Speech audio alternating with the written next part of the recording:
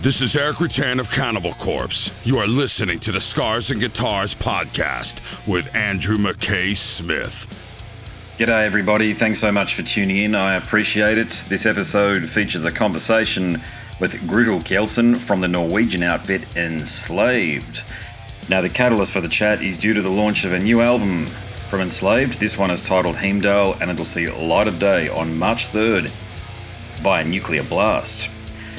So we talk about the album, but the conversation's probably more notable for the thoughts or the opinions expressed by Grutle regarding Matt Pike and High on Fire when he toured with them, what some of the festivals are like, whether he rates them, like Psycho Las Vegas there in the United States. Is it as good as Wacken? Hear what he has to say.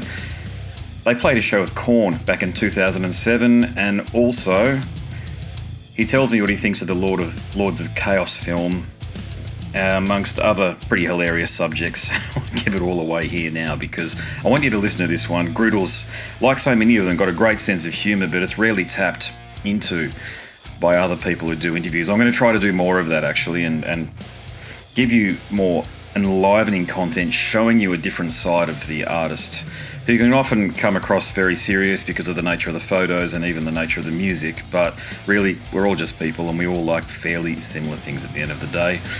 Before we get to the chat, if you're listening via the podcast apps, I have a tune to share with you. This one is called Forest Dweller. Of course, it's taken from Heimdal. All you people on YouTube, you know the drill. I can't share music, so we'll cut to the chat right now. Either way, let's go.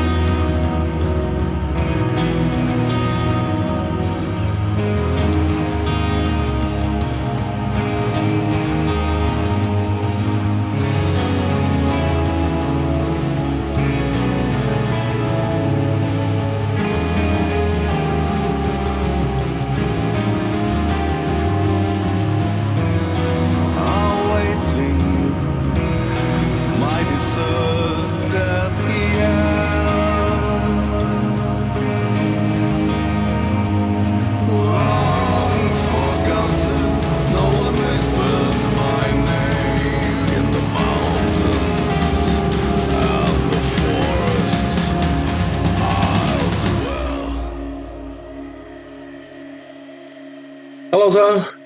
Hey, how you going? I'm good, and you? Great. Yeah. How's the calls? The Zoom has been treating you? The Zoom is a little up and down, of course. Yeah. At least you're honest. I like Pros that. and cons. Yeah. Which country is the most difficult to engage with? I've heard through the grapevine it's the Germans, but you tell me.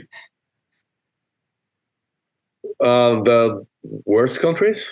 Yeah, as in, like, which countries do you find the journalists, us indie journalist types that are doing it from our man caves in our living rooms? Which countries do you find offer up the journalists that are maybe a bit less experienced? Maybe the interviews aren't that interesting, that sort of thing. No, I think they've been fairly good at this time around. I have nothing to complain about. Yeah, tough question to open with. I'm not going to be an asshole. Not this time. Oh, bummer. That's all good. Every single one has been fantastic. There you go. Right. Props to us indie journo types who do this. Yeah. Well, look, it's a bit of a cottage industry, isn't it? It's a lot of the time people who do this, they don't have training, and some of them might not even be fans, so they're not naturally curious about the work you're doing, particularly this great new album. So they might not have listened to it before a conversation. God knows I've heard enough interviews to know that I can pretty much pick up. I mean, every single one seemed to be really interested and curious. And, curiosity is a good thing when it comes to music. I mean, what is music without curiosity? Plastic. It's nothing, Yeah. So curiosity is a good thing. Mm-hmm. Well, let's talk about the new album then. It's called, and I'm going to stuff it up, so you correct me on my pronunciation, Heimdal, Heimdal. Heimdal. Okay, there you go. First of all, what does that mean? It's the name of a god, a creature from the Norse mythology.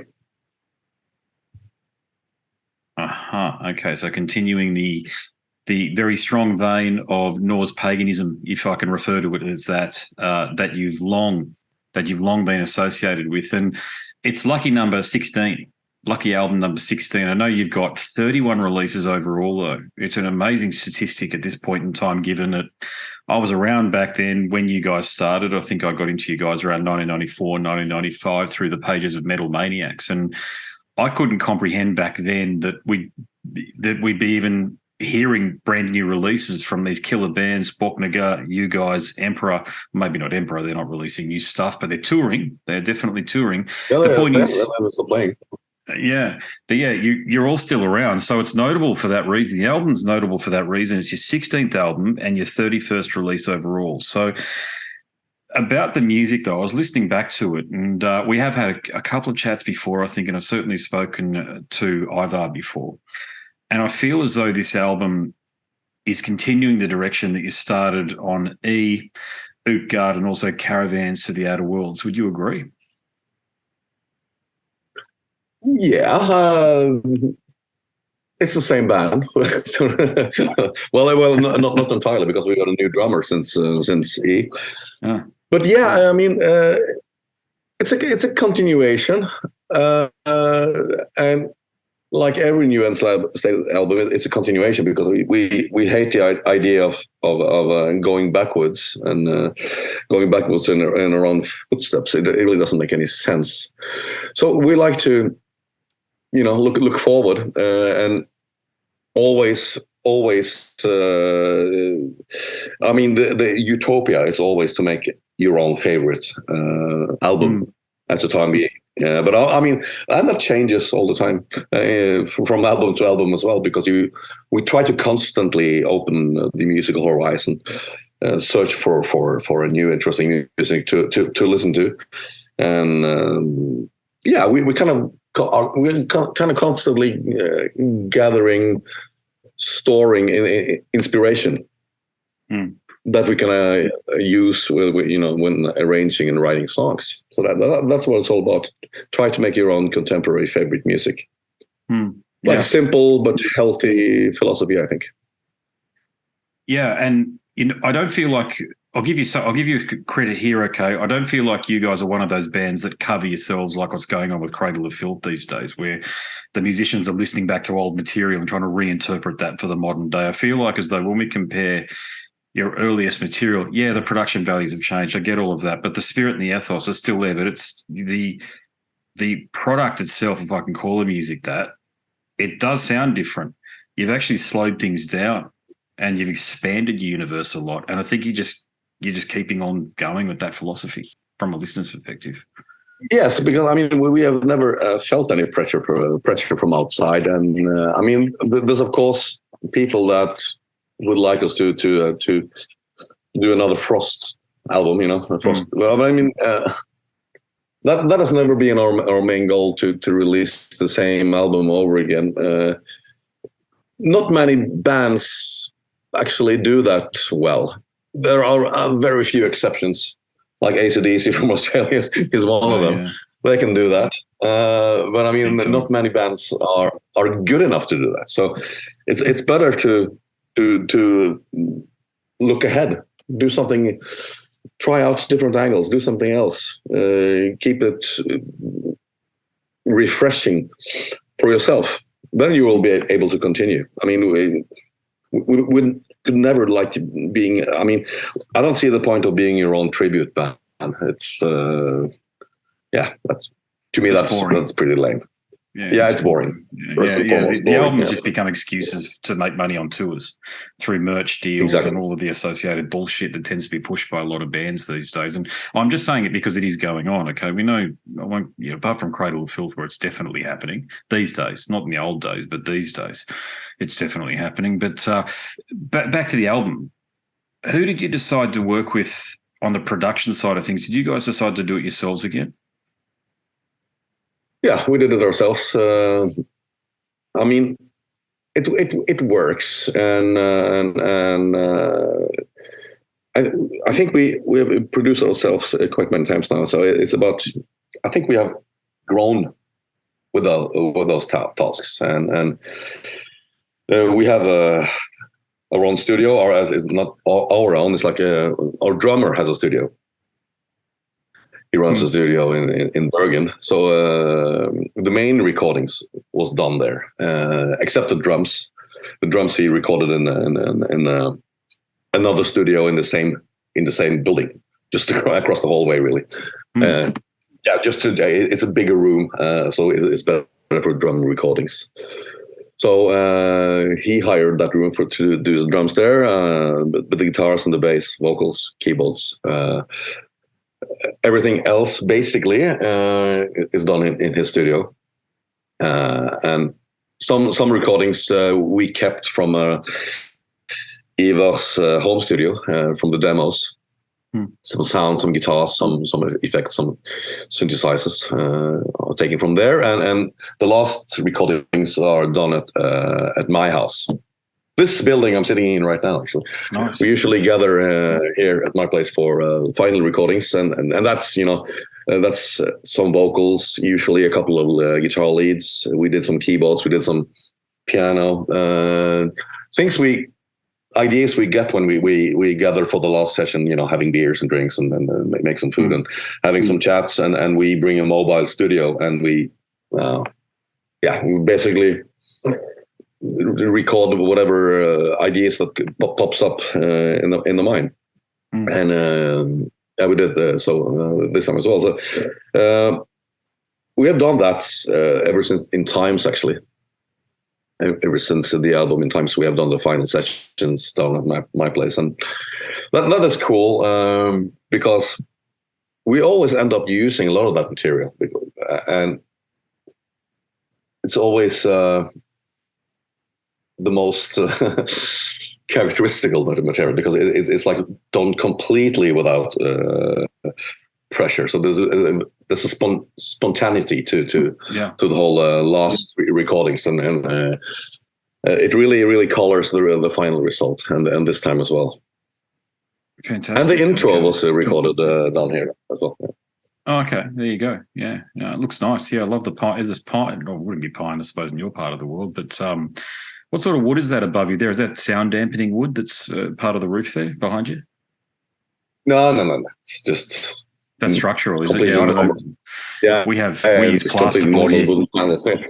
Yeah, sorry. I just find it interesting. Something you get this small insight into people's lives doing this, and I've got plasterboard here in Australia. It's what we use.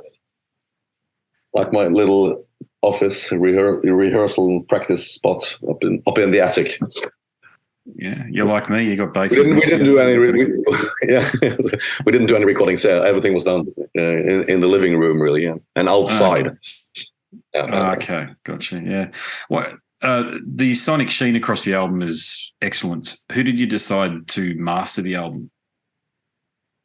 It was done by. It was mixed and mastered in Sweden in a studio called Fascinations Street in Örebro in Sweden, and we have used the same guy, Jens Bogren. Oh yes, of course, yeah. He's the master. For the mixing, and his colleague Tony did the mastering. So the mastering was done in Jens's old studio, and the mixing was done in his new studio. So. Yeah, me and Eva went over there in the beginning of April and spent a couple of days there. Tried to supervise the process. Best of both. As well as lying down on the floor, passed out drunk and stuff like that. No, we didn't do any of that. No, you're a self-respecting, upright black metal or blackish pagan Viking metal musician. There you go. You know, who does that in this world, you know? No.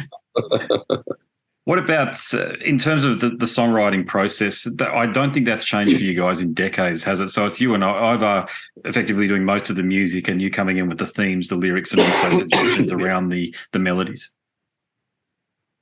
Yeah. It's like Ivar does the instrumental demos.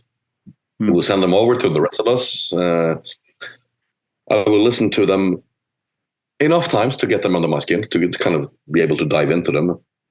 Then I will make a sketch suggestion of what to sing over it, and then we would either me or Eva would write the lyrics. Then I will bring everything up to our drummer's studio, and me and him would do the vocal demos, the vocal lines, the vocal melodies, and record. Basically record the vocal lines or pre-recordings. We usually does everything all over again on the actual recordings. I think we usually kept like a line or two, some of it.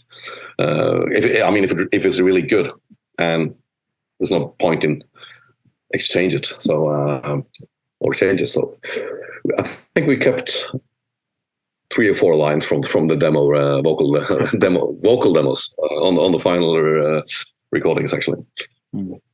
But that's normally the process. So after we've done the vocal demos, we will figure out where to put the guitar leads, where to put the keyboard leads, and effects here and there. So that's usually the process. And then we will bring in the other guys, Håkon and Arve, to do the leads. Yeah, it makes sense. Yeah. Do you is bass one of the first things that you track? It's usually this time I usually play after guitar demos. And the drum. I mean, Eva will record the drums on the guitar demos, or the finished guitar on some of the songs. But this time then I would do the bass on the drums. And this time I also had Eva's guitars and some of Arve's guitars already done before I went up and did the bass. Okay. So the order there is not that crucial, really. We have even done a couple of albums. A couple of the last albums we did with Kato. We actually did it live in studio. Me and Eva and Kato did record the bassing and the rhythm guitar and drums simultaneously. And that kind of worked. I mean, it requires more takes usually, but I mean, you are able to kind of get a certain live feeling, a band feeling to it, and everything doesn't end up being completely on grid. But that can be interesting. It's horrible. Yeah. But for the last recordings, Utgard and Heimdal, they have been done like separate recordings, drums and then one on the guitars and then bass and so on. Okay, and vocals, vocals and keyboards at the end usually. Yeah. Okay, yeah. Do you write on the bass? Because I know you can play guitar, but do you write on the bass specifically for Enslaved? I mean, I might be the worst guitar player in the world, so I know I can't play the guitar. I'm ridiculous on more than 4 strings. But I've seen Instagram photos where you got guitars hanging up in your living room. This sort of thing. Are they decorative? Are they, or do you just occasionally bring them down after your 4th or 5th drink? The guitars in my living room, they're my girlfriend's. She's a guitar player. She plays the guitar. There you go. Okay, nice. I never fucking. I mean, if I play a guitar, it's like my fingers becomes like giant hot dogs. I don't know. I have no idea to. Yeah. No, I'm not a guitar player. Yeah, as a career bassist, I can definitely relate to that. I play 5-string bass predominantly, and the transition from 5-string bass when you play fingers over to the acoustic guitar, and I have played a lot of gigs that way, but by the end of the night, I'm just so frustrated. I'm almost angry, actually. I just don't enjoy it at all. So I stop playing guitar and just focus on the bass these days. So I can certainly relate, yeah. Hey, I want to take a bit of a right turn because I've listened to a few of your interviews and I feel like as though people don't dive into aspects of your past that are really very interesting, such as in 2018, you toured with High and Fire and Matt Pike. You did quite a few shows there. So tell me about that. Oh yeah, that was a great tour. Started with a sold out show in Copenhagen, which is pretty rare actually for a band like Enslaved. So that was an amazing start for the tour. Really, and really such a cool band to tour with because we were basically really different, but we also at the same time we attract some of the same people, some of the same fans, and it's a good package with having like 2 very different but yet somehow similar bands on the same bill. So that was a really good tour, really good turnout, and super people to hang with. High and Fire, and super. Actually, one of the last tours we did before the pandemic as well, and it seems like a long time ago. And I miss tours like that, and I miss people like, Matt Pike, fantastic musician, really, really nice guy, cool guy, experienced, has a lot of great stories, and just a good guy. I really like him. I miss my buddy. Hello, Matt. Hopefully he listens to this. I've spoken to him before, and I was shocked at how nice a guy he was. Not that I had any many preconceived ideas, I must confess, but I couldn't believe how nice a guy he was, mate. It was he's amazing. I love Matt Pike. Yeah. What about Psycho Las Vegas? It's one of the more recent festivals, particularly in the US. They're not that successful in terms of longevity, are they? Like Varkin and Hellfest, which have been around for decades now in some cases. So do you rate that festival, that Psycho Las Vegas? Because he did play it in 2018 as well. Yeah, we did. It was a bit of a hassle for us because we played a show like in the middle of nowhere in Italy, like a small town festival. So we drove directly from the festival in the middle of the night to the airport and went straight to Las Vegas. So we were like jet lag and shit. And we were like a little bit fucked up, to be honest, when we arrived in Las Vegas. Had some hours of sleep, and then started rigging and played the show in a massive jet lag. But I mean, it was really, really different, because like this was like summertime in Nevada. It was like baking hot outside. I mean, you couldn't be outside. It was like, I don't know, 45, 50 degrees. Yeah. And I mean, I live on the west coast of Norway. It rarely gets super cold here, but it rarely reaches above 20 degrees. So that's the temperature I consider really, really warm, is like 22 degrees. It's nice. So, 22 degrees, yeah. yeah, it's nice. I mean, that's my comfort zone when it comes to temperatures. So for me to walk around in 40, that's just ridiculous. So, and it was like an indoor restaurant, and you were walking around in casinos, and super weird. But I mean, it was nice. I mean, we met some old friends. We met the Entombed guys, the Void guys, and we had a good time. It was like it was one of the coolest festivals we have attended in the United States, and those festivals are, as you mentioned, they are really, really different from Wacken and Hellfest, and those festivals in Europe that have been around for a long time and that have been constantly successful, So they haven't been, for some reason, they haven't been able to do that in the United States. I don't know why, but it takes a long time to build like a good, solid festival organization, obviously. So it's not easy. I mean, for some reason, it's really hard in the United States, I think.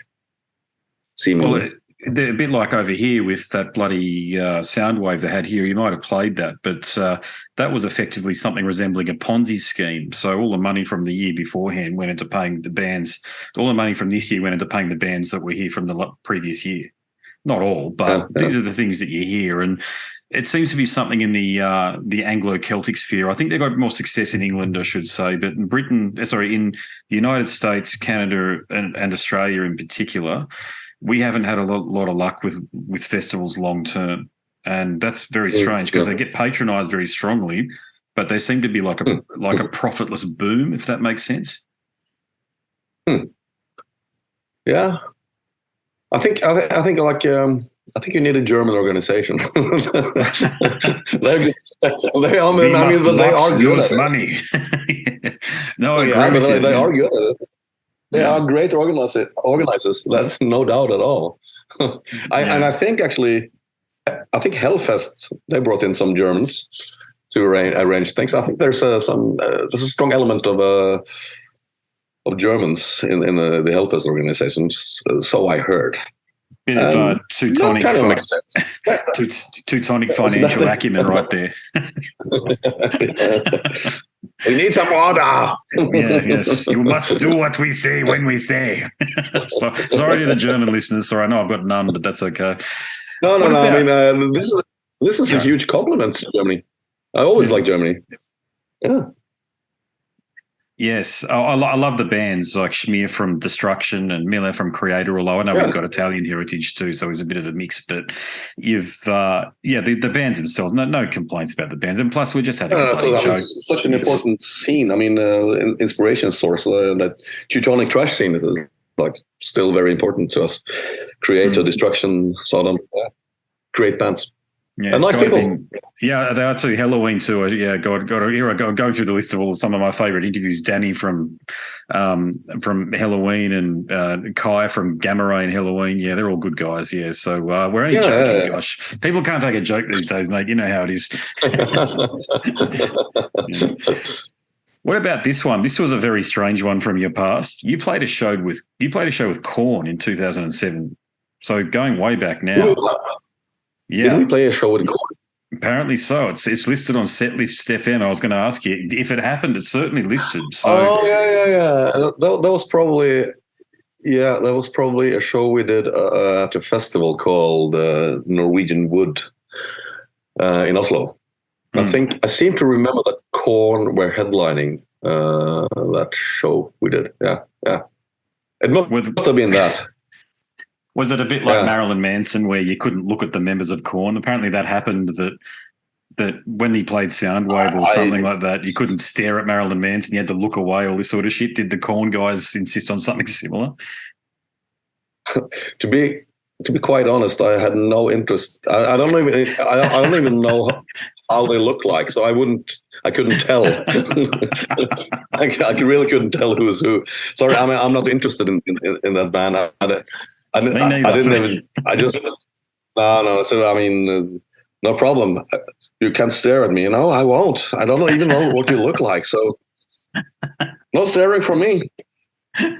Yeah, I heard that about Marilyn Manson, but he's a crackhead, so you expect him to do that sort of stuff. But the guys in Korn. I've heard several artists making these claims. I won't mention their names, but I mean, we have been at festivals abroad that we have gotten orders from like managers like you can't handshake them, you can't look at them, you can't approach them. And I said, I'm not going to do it. I fucking hate the band. Fuck you. Oh, that's disgusting. Yeah, I know. But saying that to you guys with your long history as a foundation band in a very important movement, the Norwegian black metal, Viking metal movement, to say that to you guys is fucking disgusting. Well, I mean,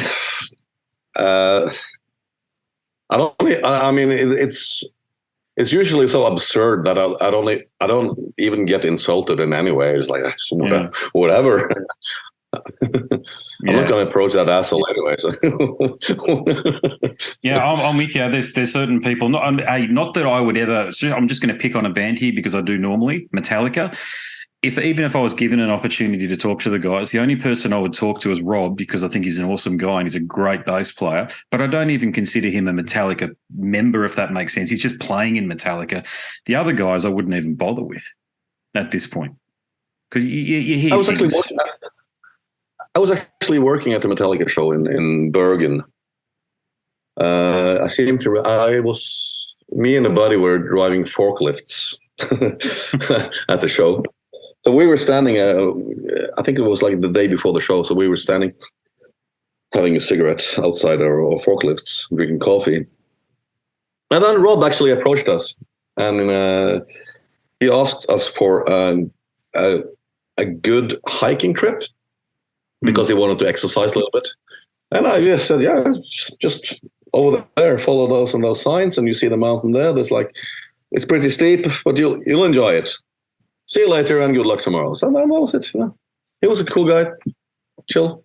Yeah. Well, he spent most of his life outside of Metallica, so he hasn't been in that bubble. And he's got a family and he's raised kids away from that bullshit that they Lars carries on with. I don't know how he puts up with it.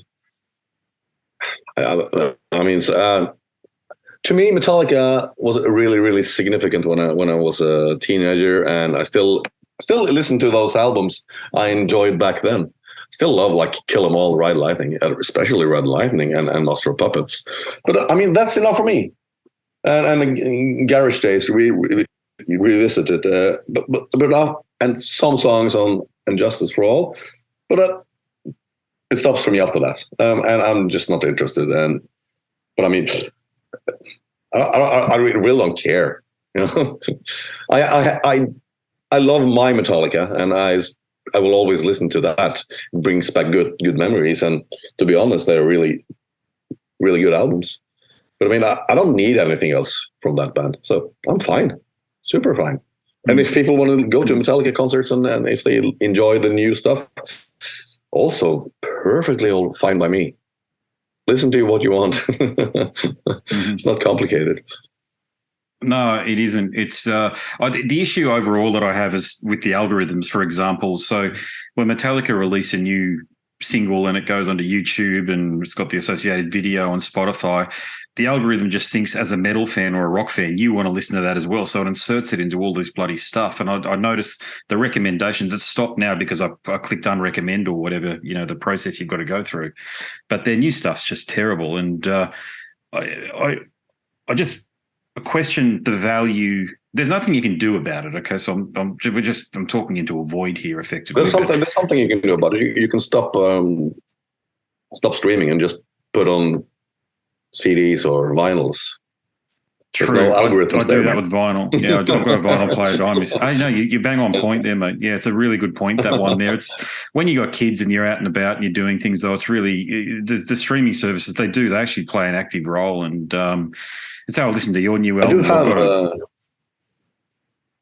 I do have an Apple Music subscription, and 90% of my Apple Music use is like up here when I'm sitting right now, because then I can just easily rehearse to past and present Enslaved shows and songs on Apple Music, and a headset, so I don't wake up my family, my kids. So that's I'm streaming my own songs and play along with them. So it's for me, streaming is like a practice rehearsal tool, like 90% of it, and maybe I put on a song or two in the car. Otherwise, I'm not using streaming music in the living room. I primarily just listen to vinyl records, every now and then the CD, but 98% vinyl still. Nice, yeah. You're a big prog fan, aren't you? Well, I'm a big music fan. I really don't give a shit about genres. I think if a song, if a band gives me some energy, it really doesn't matter what you call it. But yes, there are a lot of good prog bands, mostly, to be honest, from the 70s. I like the 70s are probably my favorite decade when it comes to music, both hard rock and classic rock and blues rock, prog rock. So energetic and intense. Maybe because of the drugs, I don't know. Probably a lot to do with that, but thank God for that. Yeah. Listen to the great music we've got because of that era. Yeah. Hey, I'll ask you one more question if that's cool. I want to get your thoughts on the Lords of Chaos film. What did you think? I don't know. I haven't seen it. Really? Did you know that Jonas was doing it beforehand? Yeah. I mean, I have no interest in seeing it. I mean, it's like if you know something. I mean, if you know, it really doesn't matter what it is. I mean, if you are watching a popular show about a specific thing, if you have a knowledge about that thing, if you know exactly what's going on with that thing, and you are watching a show about that, you will be annoyed because it wouldn't be right. You understand what I'm saying? Yeah, I do. I know too much about the surroundings and the history about Lords of Chaos. So I will just shake my head after like 2 minutes and turn it off anyway. So there's no point for me seeing it. I just know how I will react, and it's like, no. I mean, I'm not. It's not made for people like myself. I'm not the target. I'm not in the target group for movies like that. So it's pointless. I won't see it. No. It would be like. I mean, I'm sure it's very annoying for, let's say, for a biker to watch Sons of Anarchy. I would guess that it would give him the same feeling. Yeah. Or some other series. I don't know. I thought that might have been the case. Yeah, I've spoken to a few of you now that were around back then, and nobody's watched it. And I understand there are reasons. I understand the reasons why they're completely valid reasons. Yeah, if someone was doing a biopic about an aspect of my life, and I was there and I was watching it and going, that's not what happened at all. Yeah, it'd take 2 minutes as well for me to think. Exactly. So. But it does highlight something that I've already mentioned, which is that for a film to be made that had that sort of corporate backing behind it, there is intense interest in that period of music that you were an integral part of. Yeah, and I think for a very good reason. I mean, there were not that many bands around in Norway at the time. Let's say there were 20 bands altogether, in those days. And I think that some really good music was made, and some really unique, innovative music was made, and none of the bands sounded like one another. I mean, Mayhem sounded really, really different from Dark Throne, and we didn't sound anything like Immortal. So, and Emperor didn't sound like Gehenna. So, I mean, everybody had like different musical background, and it was like all pretty much spread out in different parts of Norway. So everybody had their unique thing, and this was like the lifestyle of all the bands, and it wasn't copycats. It was like everything was like kind of created from scratch, and it's really, really hard, and it's actually impossible to sit down and recreate on Cubase or Pro Tools in 2022. It's just not possible, and pretty pointless too. But I think we should be. And there's something there to be proud of. I think a lot of good music was made. I think so. Oh, agreed. Yeah, and Trim was also in your band as well. That's an interesting footnote there. More than a couple of albums and a couple of EPs and demos. So you're right in there. And it's not that I don't feel like you guys get you in that respect, but I just these days I've got to be in my bonnet. I spoke to Paul Ryan from Cradle of Filth, the old guitarist, about this. The metal media is just it's juvenile, it's naive, it's built on hits and clicks and advertising revenue, so they're forcing new bands in because that's the labels give them money for promoting the new bands, et cetera, et cetera. So it's a bit of a vicious spin cycle that way. But we are getting to a stage, I think, where bands are going to start to retire because bands are 55, the upper scale is sort of 40 to 45 to 55, this sort of thing. So in the next 10 years, I can see some bands are going to retire and just stop doing what they do. Unfortunately, it's a fact of life. Some members are going to pass away. There's some very interesting stories there, is my point in amongst all of that, like your story, like Trim's. There are some extremely interesting stories that need to be told, and I don't think the journalists out there are going to get to them all. Well, maybe not. I mean, yeah, we have been around for more than 30 years, and it's not going to last. It's not going to last forever. So we are. I'll turn 50 this year. Trim is turning 50 next year. Eva is some years younger, but still, we're not getting younger. Any of us. So, feel like the Rolling Stones up there. Be playing well into your 70s. Maybe it could happen.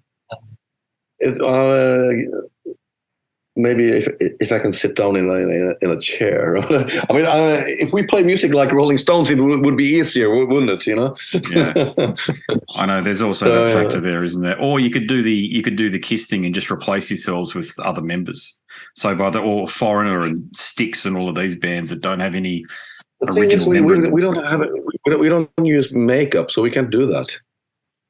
Maybe we should just start doing makeup now, so we can just replace ourselves. Start doing pentagrams and makeup. Yeah, that'd be interesting. I always found that interesting when Anthrax started. Super interesting.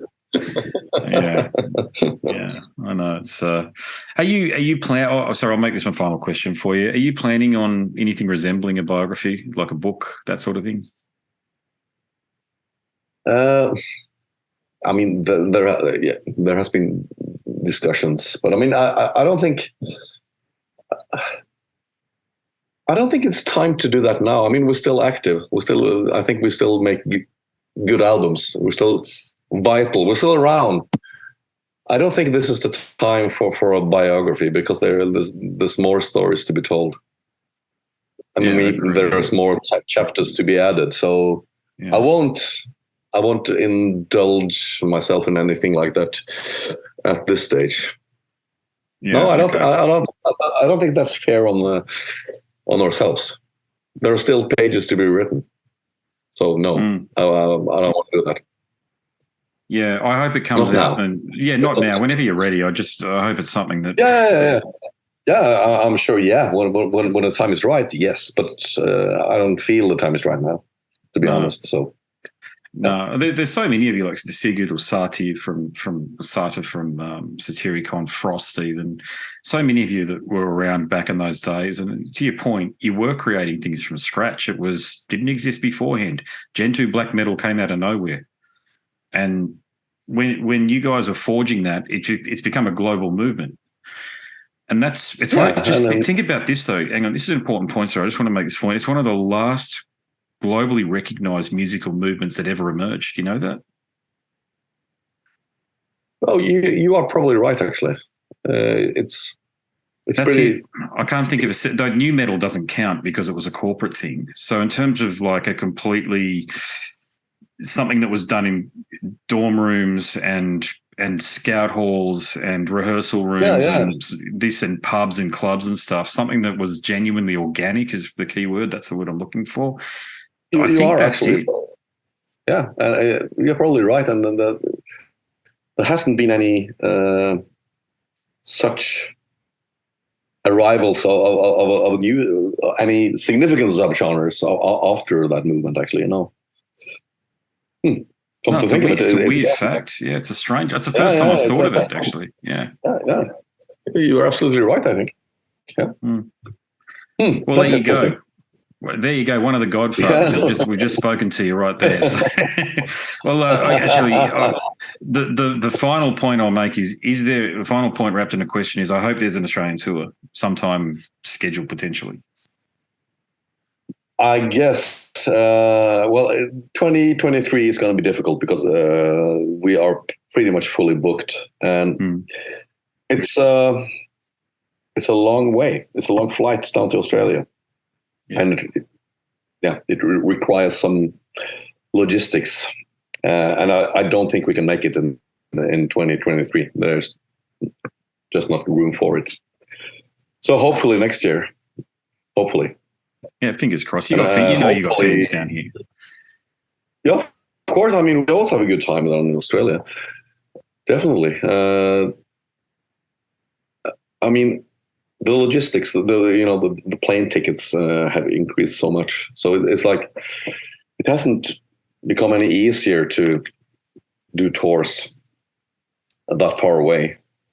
So we just have to hope that things will normalize a little bit during the next year, so we can have better opportunities to do so. Yeah, fingers crossed. Because right now it's really expensive to travel. Yes, I know. Yeah, it's terrible. Yeah, well, Mayhem I don't know how Mayhem did it, but I think you guys come down with Soundworks, don't you, Dicey? I think that's who you came down with last time, if I'm not mistaken. Might be, but either way, we got Emperor here next month, I think, and Mayhem just came through, but that's it for now. There's some small indie acts, some of those dirgy American acts that are coming over, that stoner death doom thing, black and doom thing. But in terms of the big lights, unfortunately, the whole ecosystem in Australia tends to revolve around the bloody, Knotfest and all of that sort of stuff. Knotfest is here this weekend, is it? I think it's In Flames are coming down anyway with that one. I spoke to the guys, Bjorn anyway, about that. But if it's not for the festivals, I understand at this point in time it's very hard to get down, but we'll see how things in the global economy shift. Hopefully they do. Yeah. So that's what we are hoping for, shifts in the global economy. Yeah, it's always out of control, isn't it? Yeah, I know. Yeah, unfortunately. Well, thanks heaps for the chat. It's been enlightening. I really enjoyed this one. So good luck with everything. I mean, you're already doing it. You're well and so far into an outstanding career. So to your point about the book, look forward to reading it, but I hope it's in 20 or 30 years' time after another dozen or so more albums. Yeah, all right, cool. All right, thanks, brother. Thanks very much for the chat. Yeah, have a nice day. Man. Take care. No worries, man. Bye-bye. Catch you, mate. See ya. Bye. Well, there he is, Grutle Kjellson from the Norwegian outfit Enslaved. What a good bloke. I thoroughly enjoyed that interaction there. As I said in the introduction, it's always good to tap into somebody's sense of humour, and sorry Germans, we had to have a bit of a laugh at your expense, but we love you. I've interviewed too many Germans not to love people from the Teutonic Nation, so please don't take any offence to it if you are so inclined to do that, particularly all you woke types out there, although I don't think any of you listen to my show. On that note, there are plenty more conversations just like the one with Grutle, or similar at least, over at scarsandguitars.com. Click on the podcast link there on the website and you'll be taken to a universe of chats with the members of Morbid Angel, Megadeth, Slayer, Testament. They're all there. Blood Incantation, yeah, spoke to Morris. Lots and lots of stuff. Black Metal, Ishan. Yeah, we go there. Lots, and we, as in the royal we. Me, I'm the only one who does this. And if you like listening, maybe you like reading books too. And I've written a book about my odyssey as an independent podcaster. It is titled, surprise, surprise, Scars and Guitars, Volume 1. Conversations from the world of heavy metal and beyond. Click on the banner that's on the website and you'll be taken to a marketplace of your choice and you can download a sample. And if you do complete the purchase because you like the sample, do hit me up because I want to thank you personally. As so many of you know, I respond to almost every message that I get on social media. All of you are pretty fucking cool. I've got to say, I don't want to tempt fate, but I can't remember the last time I was shitposted or someone said anything nasty to me. It has been a long time. Anywho, there's some more information to share with you about the book, but before we get to that, I'll bid you a fond farewell. My name is Andrew Mackay-Smith, and I am the host of the Scars and Guitars podcast. Until next time, is a very goodbye for now. This is Eric Rattan of Cannibal Corpse. You are listening to the Scars and Guitars podcast with Andrew Mackay-Smith. I've been the host of the Scars and Guitars podcast since 2017. The first musician I interviewed for the show was David Vincent from Morbid Angel, and things have just snowballed from there. In all, I've posted almost 650 podcast episodes featuring conversations with many of the leading lights of rock, heavy metal, and beyond. It just got to a point where I thought, I need to write a book about all this, so that's exactly what I did. In Scars and Guitars Volume 1, you'll read a heap of deep reveals and commentary, such as Des Fafara talking about Cold Chamber and why the band will never return. You know, if you're a band just starting out, you need to hear me. Do not start a band with partners. Ever. Yeah, wise words there. Sage advice, mate, for anybody. Don't ever, because I can't go do Cold Chamber right now unless I get others involved. Phil Anselmo talks about the episode in his career which gives him the greatest sense of accomplishment. I think the staying power of the fans and the staying power of the songs, you know, whether it's Pantera, Down, or Superjoint, the fans remember the songs. Alex Skolnick from Testament confirms that, yes, playing the guitar in Ozzy's band is anything but an ordinary gig. Will Silent Oz from Dimmu Borgir write a book?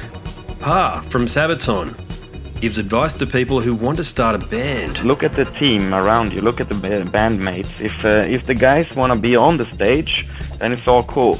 If the guys want to be backstage, then it's not going to be cool. Current and former members of Cradle of Filth discuss the band's seminal 90s material. Read about the reaction to George Lynch and Mark from Suicide Silence's comments when they throw shade at then President Donald Trump. We have this idiotic monster, you know, this egotistical, self-aggrandizing, complete piece of shit in there. I just can't understand how we've gotten to this place. And yeah, we kicked a hornet's nest with Sepultura. Percussive overlord Gene Hoglan talks about recording with Chuck Schuldiner. Chuck was always, he was very open-minded, and he was into having his musicians that were playing with him just reach out for the best stuff that they had. Phil Campbell from Motorhead discusses what it takes to get sober. John Five answers his critics who dismiss his tenure with Marilyn Manson. You know, my name is John Five, and Manson gave me that name, and I had some of the best years of my life in that band and learned a lot. And we get the lowdown on Treyarch Zagtoth from those who would know, including his mother. All across Scars and Guitars Volume 1, there are moments of tension, relief, tragedy, exhilaration, and throughout it all, you'll obtain insight that I believe no one else has managed to obtain from many of your favourite artists. So treat yourself Scars and Guitars Volume 1 is currently available as an ebook with a print edition on the horizon. Follow the links attached and download a sample. I'm sure you'll be compelled to read the whole book.